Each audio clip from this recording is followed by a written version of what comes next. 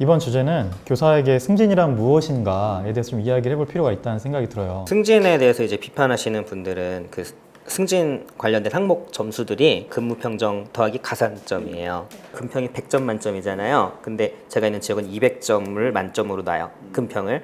그리고 가산점을 주는 거예요. 그래서 교감 되시는 분들이 한 208점? 교감 신청하시는 분들은 다 거의 근평이 100점이라고 보면 돼요. 그럼 나머지 한 20년 정도 가산점을 8점을 채워야 교감이 되는 거야. 승진 관계된 점수 보면 되게 짜요. 0.005점 막 왜 이래요. 이제 그거 모아갖고 8점을 만드는 거야. 근데 어떤 비판들이 있냐면 승진에 대해서 그 승진 관련된 가산점 항목들이 교육적이지 않다. 라는 그런 비판들도 있어요.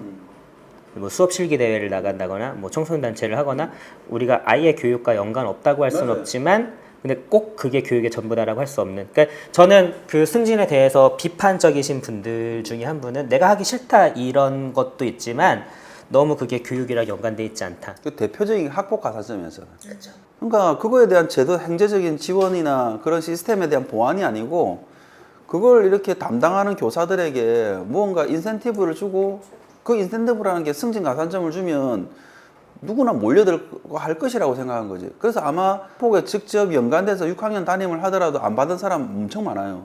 저도 그랬고.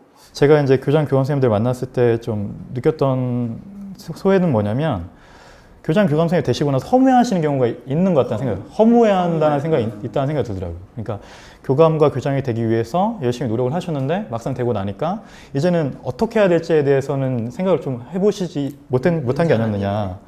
정리하자면 승진이 목적이 아니라 수단이 됐으면 좋겠어요. 그러니까 교감 교장 선생님은 하실 수 있는 일이 있거든요, 학교에서. 그 자신의 역할에 갔을 때 어떻게 하면 좋을지, 그걸 통해서 학교에 내가 어떻게 기여할 수 있는지에 대해서 충분히 고민하신 분들이 교장 교감 선생님이 되셔서 교사들을 도와주시거나 했으면 좀 의미 있고 즐겁게 마지막까지 교장 교감 선생님 하실 수 있지 않을까라는 기대가 있거든요. 사실 교육행정이라고 하는 것하고 교수법은 다른 영역이거든요. 근데 이게 실존적으로 필요해요. 행정에 대한 탁월한 능력이 있는 사람들을 전문직이나 아니면 교장 교감으로 가는 것에 대해서 뭐 백안시할 필요는 없을 것 같다는 생각이 들거든요. 교사에게 승진이란 주제로 이야기를 나눠보셨는데 한 말씀씩 하시면서 한마디로 정리를 한 번씩 해보시면 좋을 것 같습니다. 나는 승진은 전직이다. 거기에 대해서 열등감을 갖는 풍토 같은 거를 우리가 좀 스스로 좀 개선을 해야 되고 그리고 이제 교사들이 좀 목소리를 합쳐서 승진제도 좀 제발 좀 바꾸자. 승진은 실존의 문제다. 그리고 그걸 선택하든 선택하지 않든 그것도 교사 개인의 선택이다. 개인의 선택이다. 개인의 선택이다. 물어봐도 좋지만 그 대답에 대해서는 존중하자. 그래. 선생님은 승진 안 해요? 선생님 결혼 안 해요? 제발 좀 안 물어봤으면 좋겠다.